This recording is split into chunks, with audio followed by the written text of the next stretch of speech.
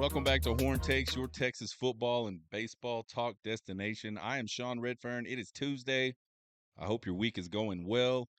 I hope if you haven't done so already that you'll get out, you'll vote, and that you won't tell everybody on the planet who you're voting for. You'll just go vote. Just do your civic duty. Everybody on the planet doesn't need to know who you're voting for. I was talking to my wife yesterday. We went on a walk after we both got done with work, and I was telling her how it's just crazy to me today that so many people have turned who they're voting for and who they support politically into like their their identity. And I told her a story about my grandma when I was a kid. I remember sitting there in the living room. I don't know how old I was, old enough to remember this story. But we used to sit there and watch. I would go over to my grandma's house after school, and I wouldn't get picked up till, probably close to 6 o'clock. So we would watch the evening news. And I remember a time where they were talking about the election. And I asked my grandma who she was going to vote for. And you know what she told me? She said, that's somebody's personal decision and it's nobody else's business. And I agree with that 1000%. I am so sick of hearing you people tell everybody that you voted and you voted for so and so. I don't give a damn.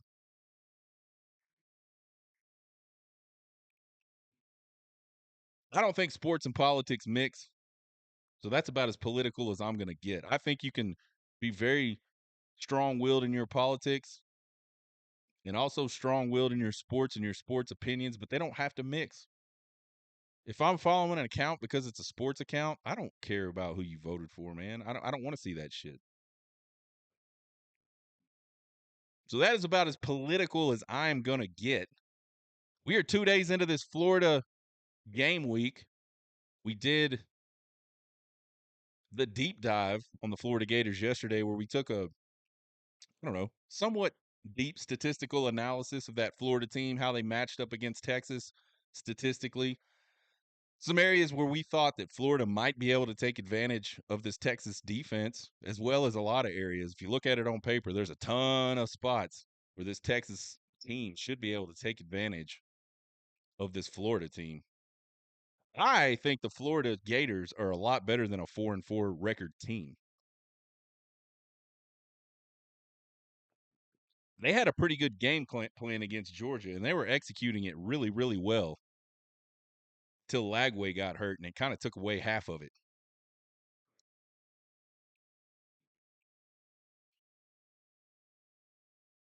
Never good with your third string quarterback trying to win that type of game. So as promised today, we're going to check tape. You want to check tape? I want to check tape. I don't know if you guys remember, if you're old enough or care enough, the Couples Retreat movie where they were arguing about who was good at football in high school, and one of them said, you want to check tape. So I'm going to call this checking tape because I do not want to call it watching film because we don't have the film. Nobody that says they studied the film is actually studying the film. The best thing I can find, and I don't know if you can find it for everything because I just started doing this week, but the best thing I can find that's even close to film, actual game film, is this Skycast that ESPN does. So all of our video today that we'll be looking at Skycast video. So it's really cool. So we'll check tapes on this Florida offense today. Check us out on Twitter, TikTok, and YouTube at Horn Takes. If you just like to listen to podcasts, we're on Apple Podcast, iHeart Podcast, Spotify Podcasts. And by the way, if you like to listen to us on podcasts, we love you to be there. But we also want you to realize that now that we're checking tape on these teams, you're going to miss a lot of valuable stuff. So I think you should listen to the podcast. And then when you get some time, jump on over to the YouTube channel, check out the video of the podcast. You might find that you like that better. I don't know. I mean, I am pretty handsome. And I got a cool backdrop behind me. I got a nice hat. some sweet shades.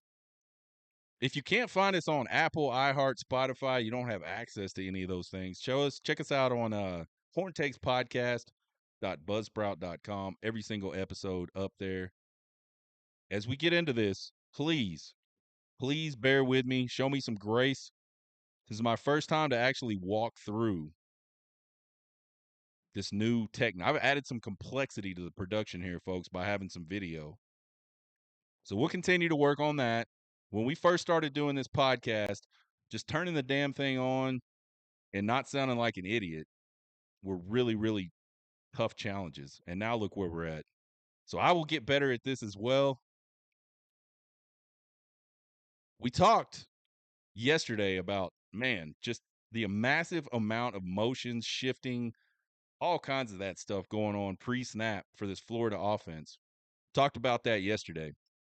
I can't recall a single offensive play where there wasn't some sort of motion or there wasn't some sort of pre-snap shift. And there's a lot of plays where there's both.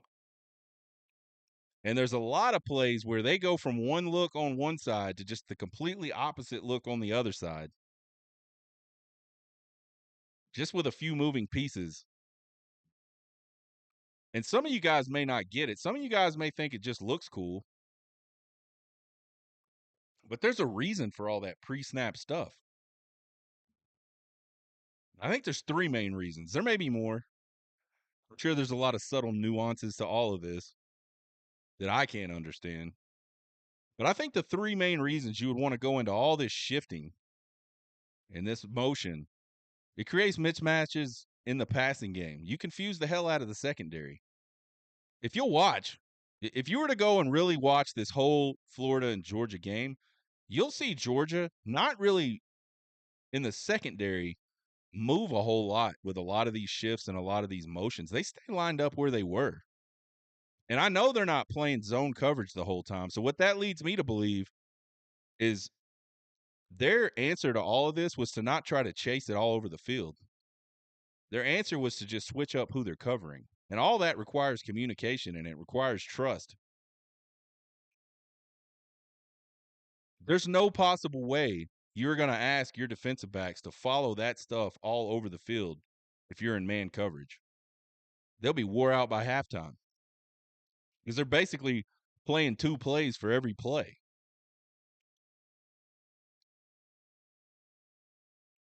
So if you're not mentally disciplined, you're not communicating, you can mess that up. Blown coverages. Blown coverages lead to big plays. The other thing all that shifting does and all that motion does is it kind of creates, it doesn't kind of, it absolutely can create leverage in the run game. You get numbers in your favor. You always want to be, when you were a kid and you played, like the first audible I remember in high school was the coach teaching the quarterback, when you walk up to the line, count the defensive front. Count our front. And if one side's bigger than the other, audible to that side. That was like our big whiz-bang audible. Count and outnumber somebody. So in other words, if we were lined up with four guys on the left side of the line, three guys on the right side of the line, and they had two guys on our left, that's where we're running the football, even if the play call was to the right. Because we got numbers. So with all that shifting and all that motion, they create numbers in their favor. You want to block less people with more people. And we'll show you some examples of that. And then I think the other thing is there's a ton of eye candy with all this shifting and motion for the linebackers. Linebackers have to do a lot. Linebackers generally, they're the guy that gets the play call. They're the guy that distributes the play call. They're the guy that calls out the strength of the defense generally. If they still do that. It's been so long since I've been on a football field. I don't know if they still do that. Certainly there's something along those lines. That's how everybody lines up. And then all of a sudden everybody starts moving all over the damn field. And so you got to redo all of that. in some cases. You may not have to every time, but in some cases, you're going to have to recall the strength of the defense. You're going to have to communicate an audible possibly out to the rest of the team. And then people start going in motion, and that is just tough on the eyes. You see a guy going right in front of you. It's what folks don't realize about how fast a play is in football, because it does not look like it when you're watching the game that it's that fast. But being down there, being in the middle of all of that, that is a whole hell of a lot of stuff going on really quick. And so one little distraction can lead to somebody running right past you in the blink of an eye. So all that motion and eye candy and all this stuff that draws linebackers up in the passing game or causes them to see something going laterally when there's a running back coming at them with the ball. That stuff makes a huge difference. And honestly, I don't know how they play it so well most of the time.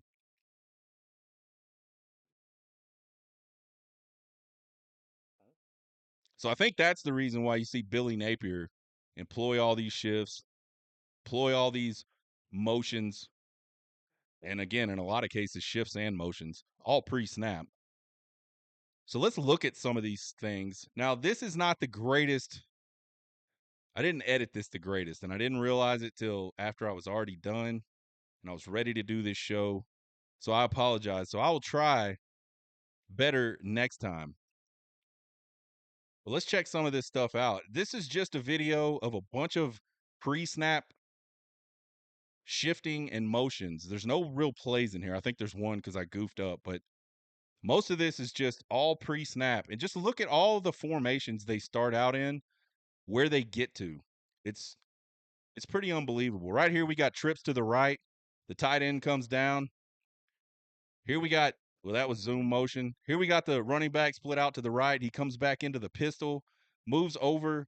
The tight end moves over to an H-back position. He was in a trip to the left. I'm going to pause this right now. We're going to talk about what happens next. Lagway sees something he likes. He goes up to the line of scrimmage. He starts calling an audible. He calls his audible. He's talking to the tight end, the H-back. He's pointing at the Z, and now here comes the Z in motion. Bam.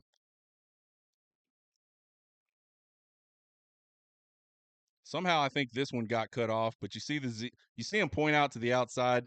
The Z receiver is coming across from the outside the hash. He's the farthest player on the outside of the formation. And what he does is come right down the line. And we'll show you the play when we get to the next segment where we actually show plays. Right here we have a big shift. The running back moves over out of the pistol. The tight end moves across. You see the two outside wide receivers. They come down. And then we'll see the Z receiver go in motion.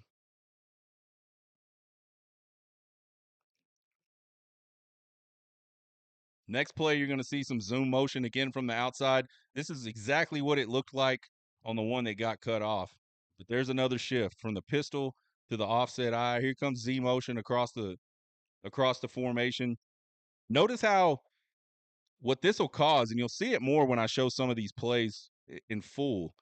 A lot of times that Z motion will change the strength of the offense. And when you change which side is the strength of the offense, the players in the secondary are doing different things. The linebackers are doing different things. With that Z receiver so tight to the rest of the formation, the offensive line, that gives that edge linebacker a lot of stuff to think about. When he motions out, he doesn't have to think about that stuff, but it's also taking him out of a position on the field. They're moving. Billy Napier is using all of this formation and all these shifts to try to get Georgia to go where he wants them to go, just based off tendencies.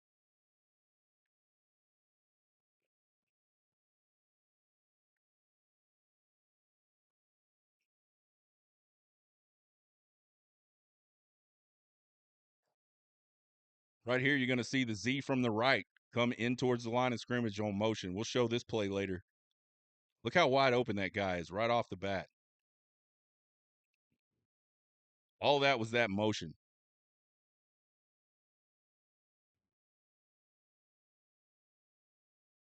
So look at this start of this formation. Look at all that madness on the right. You got 4 wide receivers on the right side of the formation.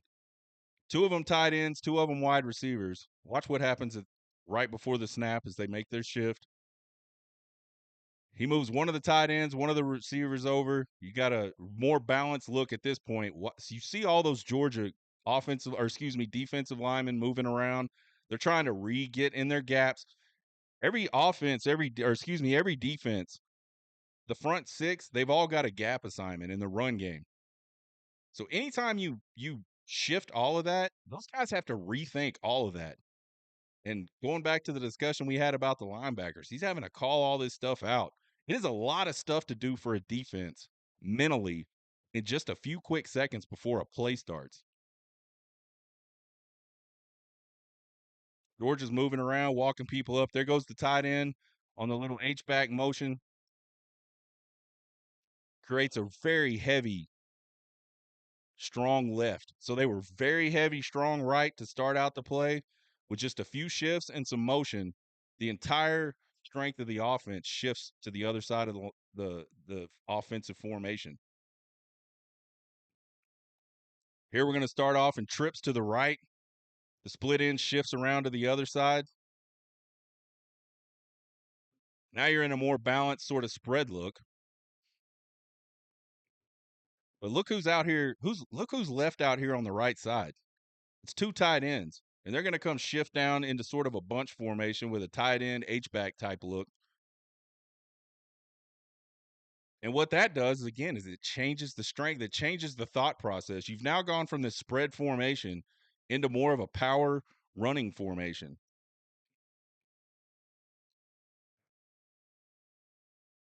And so when you move guys around like that, it changes who you're covering. It changes which gap you got to be in. So in this case, we said that Georgia didn't move around a lot, but in this case they absolutely had to, or else they were going to be severely outmatched in man coverage. And so that's a tip off. Tip off to the quarterback.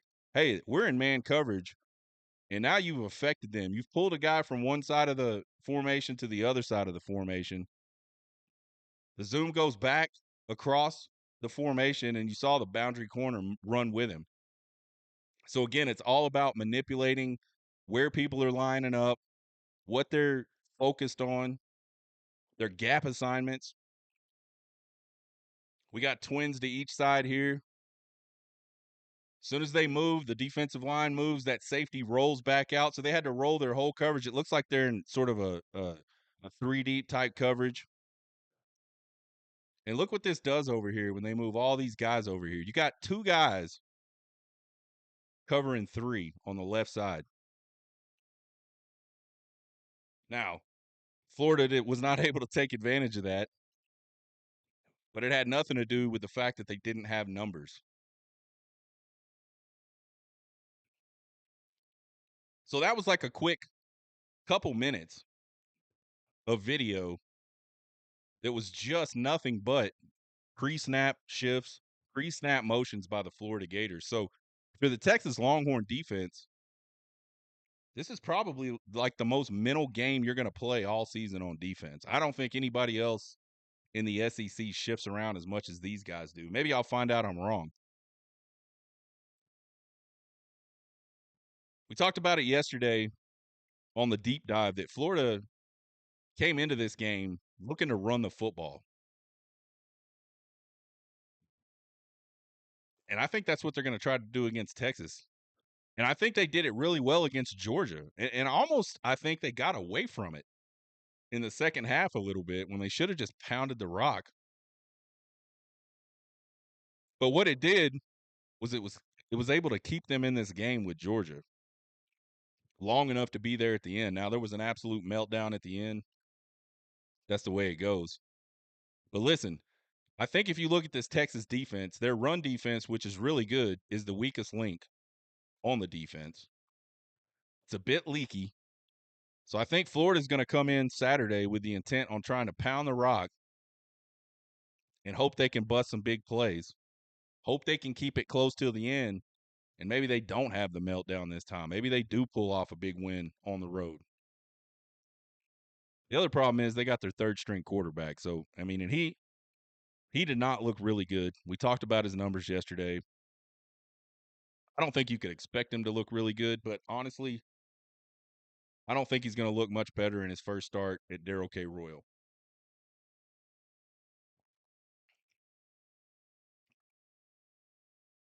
All right, let's take a look at some of these offensive plays. Let me back that up a little bit. This is this is Florida's first 4 drives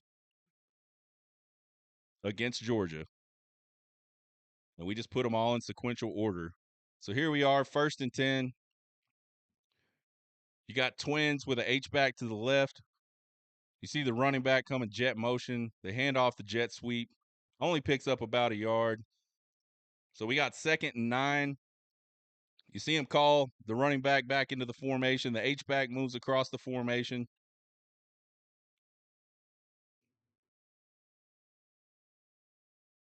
He's audibling. He's about to send the Z in motion, and check out what happens at this snap. Bam. Did you see the Georgia defensive line slant hard away from the strength of this formation? And then you see the Florida offensive line zone blocking that same direction. When you slant like that, you got to have somebody to cover that outside gap. And in this case, it's Jalen Walker from Georgia. He scrapes over the top, and the second he comes around that corner, he sees that jet motion. He sees the quarterback going to hand the ball off possibly, or having the option to keep the ball. So this is a tough decision, a tough situation for Jalen Walker to be in. CJ Allen, who's playing middle linebacker right now, you can see him about the 20-yard line on the left hash. He just kind of freezes in place with all of this. So I'm gonna send this some more, but watch Jalen Walker on the outside there. Watch the right guard get up to the second level and get a tiny bit of a piece of CJ Allen, and then see what the threat from DJ Lagway to run provides. See, it provides just enough room for Jackson to get underneath Jalen Walker and up to the second level. And if the right guard gets a bigger piece of Allen, it's going to be a big play. It was still a pretty good play. Set him up with 3rd and 4, but watch the rest of this play. You see the jet motion. Watch how the jet motion and the threat to run by Lagway sort of creates just enough space underneath Jalen Walker. He had to freeze. He had to stop, and you saw the right guard right there. Let me back it up a little bit. Completely wrong play. I don't know what I just did. Technical difficulties. Here it comes again. I'll freeze it right where the right guard misses his block. So you can see that. But you can see all the space that Jackson had to go if he just gets past that player right there. The right guard did a great job getting to the second level. And you see just that little crack between the end of the line of scrimmage and Jalen Walker. And if he gets past CJ Allen, he's got a blocker out in front and one man to beat for a touchdown on this run. So what could have been a really, really big play just ends up being a pretty solid game for Florida. Here we are on 3rd and 4. You're going to see some zoom motion come in from the right. You can't see him. He's lined up outside the hash on the right side. He's going to come in. I'll pause it, and we'll talk about what the route combination is and where Lagway kind of messed up on this one. So here comes the motion. Boom. Freeze it. All right, what we saw the outside wide receiver on the left side of the formation kind of go vertical. He came inside a little bit to avoid the contact, but he's going to go vertical and clear all that out for that Z that was coming in motion. That Z is running sort of a shallow drag. And then the receiver that started out on the inside, the Y, and I'm just calling him the Y. I don't know what they call him. He runs right in behind that shallow drag and then gets a little deep as he runs across the field. And so what he's doing, he's just carrying that other safety with him. So this whole route combination is designed to carry those safeties deep, let that shallow drag come in underneath. And what should have happened, and I don't know what Lagway was looking at, what should have happened is he should have got the ball out right there. When that shallow drag cleared that hash, he should have got the ball out. And if he does, again, big play because there is nobody out there. Instead, he holds on to the ball a little long. That guy has a chance to recover, makes a great open field tackle. They do pick up the first down, but they probably had a 15 or 20-yard play there if he just gets the ball out on time. You guys heard me talking about Quinn Ewers and getting the ball out on time against Georgia. Listen, Georgia and Texas, for that matter, really good open field tacklers. The difference between 15, 20 yards and just a short gain, half a second on the field.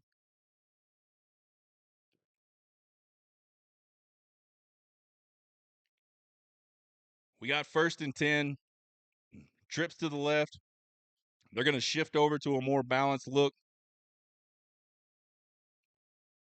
You're going to have zoom motion come from the left. And watch this edge. You see that edge player out there over number 17? Watch what happens when the Z wide receiver goes in motion across the formation. It's going to pull him down to the line of scrimmage, and he plays a no-kidding edge.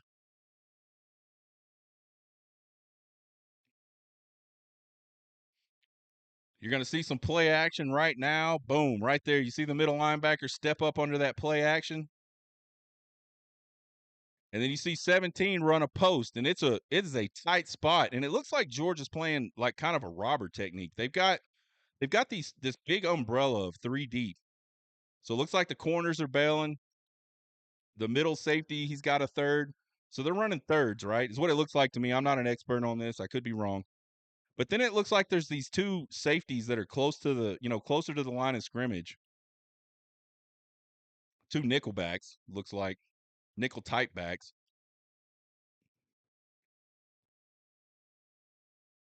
That are just kind of robbing that one little zone. Watch what happens. And this is a completable pass. It would have been a miracle. You got one guy headed into 3 different guys. But watch right here. There's the space. He let the post clear that robber. The safeties and the cornerback still deep over the top. If he just makes an accurate throw, he probably gets a completion there, but he throws it a little too far. So there's 2 plays in a row where Lagway just did not time his throws very well. Now we got 2nd and 10. You got a trips look to the left with an H-back. You're going to see zoom motion from the left. Boom, watch this play. Backside guard pulls. That H-back follows. Little counter tray action. This is stuff we love. Georgia Edge did a great job on that play, by the way. He defeated that pulling guard. And honestly, if the pulling guard makes a hook block like he should have, 89 follows him around the outside like he should have, and the back follows correctly, I think you have a big play out to the right. The rule on the pulling guard in that position, or at least it was when I was playing offensive line. I'm sure it probably still is today because you see it later in this game. We'll show it to you. If they're facing you, you hook them. If you see their side, you kick them out. And the Georgia Edge did a great job of going head to head. And honestly, to be fair, he was physically there really fast. It would have been very hard for that offensive guard to make that decision and get around to the outside or even attempt it. So now we're sitting at 3rd and 8. Got trips right with an H-back look. And number 8's in the game. And I want all y'all to think about something with number 8. Number 8 is, I forgot his last name, Boardingham or something like that. He's kind of their pass-catching guy at the tight end position. Those other guys, not saying they can't catch passes, but they're more blockers. Number 8's going to be your pass catching guy. So when he's in the game, it's a pass play. My guess, he can't block that well. So we see him sitting at the H-back position there. We're going to see the same type of route combination we saw earlier, just out of a different formation. Watch the zoom motion come in from the right.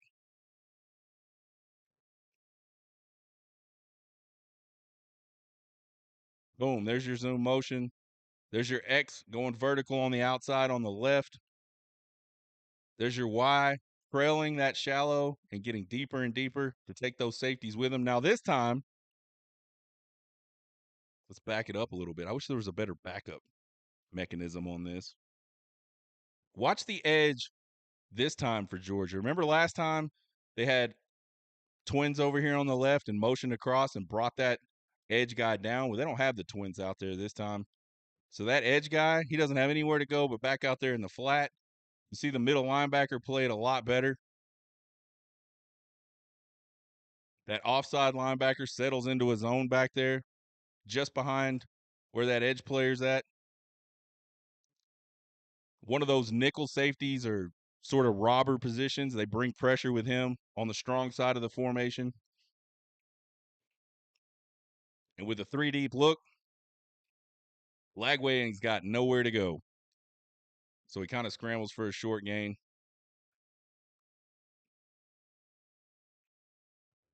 No first down. They have to punt it away. Second drive, 1st and 10. Heavy, strong right again. 4 guys over there on the right side. Quick little shift. Now we got a balanced look with a tight end on the left side, H-back on the right side. The Georgia front shifts there. Now the H-back's going to go in motion to the left and create a trips look on the left. Watch. Nobody on the Georgia defense is going to move.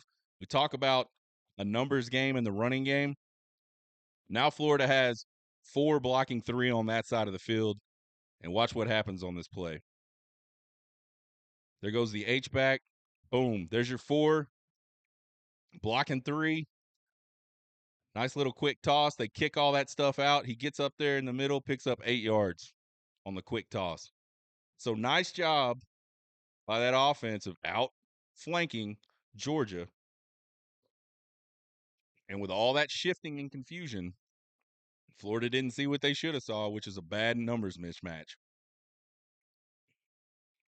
It takes us to 2nd and 2. We got trips right. The shift to sort of a balanced 4-wide look. And then here comes these 2 big tight ends on the outside. They shift down. Excuse me. Give you a tight end, H-back look. Z goes across the formation to the right, and they're going to run a little delay behind it. I want you to watch right up the middle of the field. If the running back's just a little more patient, might see another big play out of this Georgia running game. Here comes the Z motion. Boom, right here. He gave up on that right up the middle too soon. Watch that open up a little bit as he sort of breaks off to the right. He had a little crease. If he just keeps following 77's butt and gets on that offensive lineman, that center that's got everything sealed off right there, he's going to be to the SEC marker before he gets tackled. Instead, he's got nowhere to go on the outside, gets tackled for a loss. 3rd and 6, 4 wide. Z goes across the field in motion to the left, creating a trips look, and then he's going to wheel up the line of scrimmage. Inside trip runs a deep dig. That is the tight end number 8 that we were talking about. The middle trip, he cuts underneath that on a shallow cross. But with that big 2-deep look by Georgia, there's nothing there. Lagway scrambles, tries to get the ball down to 8, too high.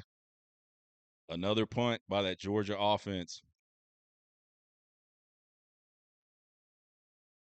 This is just after the first interception by Carson Beck. And this is a awesome play. You got 5 wide on the left side, or 5 wide, period. You got the oop-de-oop look going on here on the left side with that H-back anchoring that oop. Or maybe it's the oop-de, I don't know. Jackson shifts into the backfield, and you still got a really, really heavy, strong left offensive formation here. There's only one eligible receiver on the right side of the formation. All 4 other guys on the left side of the formation. See Georgia in that big balloon 2-deep look. And remember what we showed you earlier? We showed you that backside guard and that tight end come across on that counter action. Well, there it was, but it was a play action pass. And you got Aiden Mizell running the arrow route right at that right 2-deep safety. And all that running action in front of him. They ran this play one time. They picked up almost nothing on it. But all of that action and all that running caused that safety to get a little flat-footed, take a step up, and as soon as he did that, he was toast. Let me back that up a little bit. Watch the safety on the right hash as this play develops. He's going to freeze. He's going to take a step up, and that's all it took. Mizell's over the top. Perfect ball by Lagway. First touchdown of the game for Florida. That is the stuff Florida is going to try to do to Texas. So if you are on this Texas defense, this is a big-time mental game. I'm telling y'all, this Florida offensive line, they get a hat on a hat pretty good. They stay engaged pretty well. After another Georgia interception, we got 1st and 10. We got trips to the right. We got Z motion across to the left. And this is almost the same type of little zone play that Texas has been running a lot lately, except they run it from an H-back. They brought this tight end all the way from a trip on the right side, and he's just going to kind of seal off the backside defensive end because that offensive line is zone blocking hard to the right. So when you zone block hard to the right like that, that edge's read is he's blocking down, I'm coming up and squishing in, pinching all that down. So that's why you come across with somebody from the other side of the formation to just seal him off. You see, there's the seal. They hand it off. 13 finds some room to the right side, picks up a nice little gain on 1st down. We're 2nd and 4 now. Looky here. Exact same look, except flipped. You got trips to the left. You got the running back offset to the left. They're oop-de-ooping it again. Same exact play. There comes the tight end. There's your little kick-out block. He missed where he should have gone, but it worked out in their favor because 13's able to get a nice gain up the middle for another 1st down. Got a balanced look with the H-back to the right here. He's coming across there. He sets up. You're going to have Z motion. We're going to get our first little actual zone keep right here. There goes Lagway. Gets a nice gain to the outside. Takes us to 2nd and 3. Got trips to the right with a H-back look there. He's kind of anchoring that trip. He's going to shift up to the tight end position. No, this is a different play.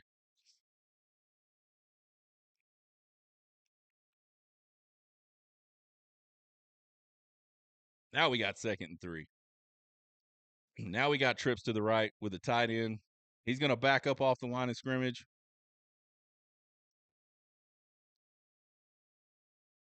Got the zone give. He bounces it to the outside, picks up some nice yardage. So we're going to see zone concepts. We're going to see zone read concepts. We're going to see counter concepts. And we're going to see this stuff out of all kinds of different formations. Let me back this up. I want to show you guys something.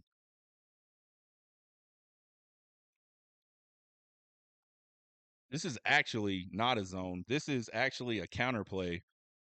So you got the Z coming across. There goes the guard and the tight end across the formation. Watch what this guard does. He gets his hook block this time. You see him pull around and get that hook block. Now, if that tight end follows him around to the outside, that's probably a touchdown. We got 1st and 10. We're in a 2 tight end balance sort of look. Bunch of shifting. Take the strength of the formation from a balanced look to a very heavy, strong left. We're going to have Z motion from the right side, which is going to make it even worse over there. We saw this earlier. And look what you see here. You got the Z motion going one way. You got the H-back coming back the other way. All that wreaks havoc on defensive backs. It wreaks havoc on linebackers' eyes as they're trying to diagnose what the hell is happening on these plays. It's going to end up being like a little stretch play that he tries to bounce to the outside. He doesn't have anywhere to go. That's all right. 2nd and 11. Got trips to the left. The back offset to the left, so we're in that oop-de-oop look again. We shift everything to the right side. H-back goes in motion outside of the formation. Watch this big number 89, I believe, 86 on the right. We have a little zone RPO action real quick. Watch Jalen Walker on this play, though. He absolutely doesn't buy this zone. So what they're trying to do right here, they're trying to get Jalen Walker to come down and chase that zone. And Jalen Walker doesn't buy it. He stays in coverage. Nobody for him to throw the ball out there to. Nice play by the Georgia defense. This is a big miss by Lagway, too. I don't know exactly what he was doing. We got 3rd and 11. There's a 4-wide look.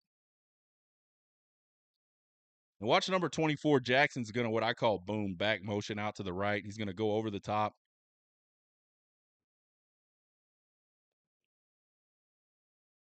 Right here. Let me back that up just a little bit. Watch when he goes in motion. Nobody goes with him. That safety rolls over the top. You can tell it's man right there. He should have been looking to the right and delivered that ball in the flat. Steady looks to the left, makes a contested throw, doesn't get caught. Georgia kicks a field goal, makes it 10-3. So again, there's just a quick look at that running game, what they do in the passing game off of that running game.